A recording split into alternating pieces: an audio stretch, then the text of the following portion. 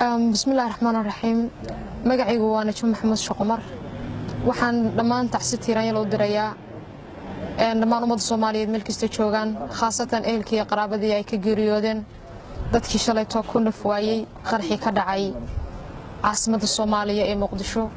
run ahaantii 14 Oktoobar 2017 waxay ahayd maalin aad u madow qof kasta oo muwaadin ah ama wadani ah ama Soomaali ah oo damiir iyo dhiig iyo jir lehina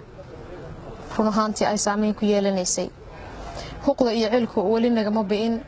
haddana nahay dad Soomaaliyeed oo ku kala nool adduunka daafihiisa qof walbaana dabcan wuu dareemi karaa markii xigta waxaan bogaadin iyo dhiirigelin siinayaa qaranka Jamhuuriyadda Soomaaliya aafada qaran ee inagu dhacday aysan noqonin mid ina niyad jabisa balse ha noqoto tusaale cusub iyo cashar cusub aynu ka barano turuntarada iyo hintaaqooyinka iyo hogaamaha ay inoo qodayaan dadka nabadiidka ah ee ka soo horjeeda horumarka dalka iyo dadka Soomaaliya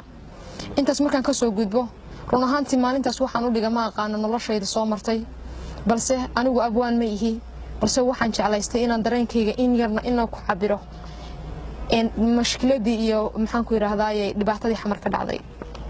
waxaan rabaa inaan maansayir ku soo gudbiyo fariintayda ayaan u badan tahay su'aalo run ahaantii niyadeyda aan iska weydiiyo aan jeclaaday inaan mar uun helo jawaabteeda maansadayda waxa la yiraahdaa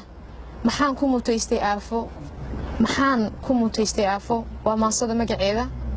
waxaana ku soo cabirayaa dareenkii 14 bishii Oktoobar 2017 maansada waxay leedahay sidatan maxaan ku mutaystay aafo naftayda maxaan ku waayay muxuu u gubtay jirkaygu miyaan sabab loo helaynin maxaan galabsaday walaal maxaa qarax layla beegsan miyaanan dhaladahayn dalkayga miyaan dhex joogin midkaan qarax ii dhigaaya miyuun Soomaali sheegan miyuusan dareensanayn inuu dib u dhigay dalkiisa codkaygu miyuun ku ool damiirku miyuu shaqayn dhiigaygu miyuun dhibayn baroortu miyayn damqayn habaarka miyuusan maqal ilmada qubanaysa ee ka timi hooyada il daran miyaan indhihiisu qaban markuu qaraxaasi dhaco miyaad hurdo seexataa anfaaci miyaad cuntaa maamada Soomaaliyeed horaadka miyay ku siin maxaad nagu leynaysaa xaqaagii miyaan ku dhaafshay miyaan maalkaa dhaco miyaan dheeftaada cunay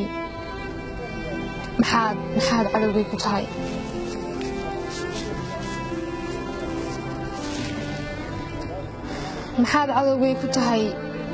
maxaad noo gelin mugdiga muxuu dhiigayga daatay adiga dheeftaa u yahay miyaa laykaa tusoo miyaad midabkii ilowday miyaan muslimnimo ku qaban miyaad aakhira xasuusan xisaabi inay dambayso mawlow adigaana uumay cadowga miciyaha afaystay adaan kaa magan galno adaan kaa sugnaa maciin mulkiilow ilaahayow adaan kaa magan galno adaan kaa sugnaa maciin mulkiilow ilaahayow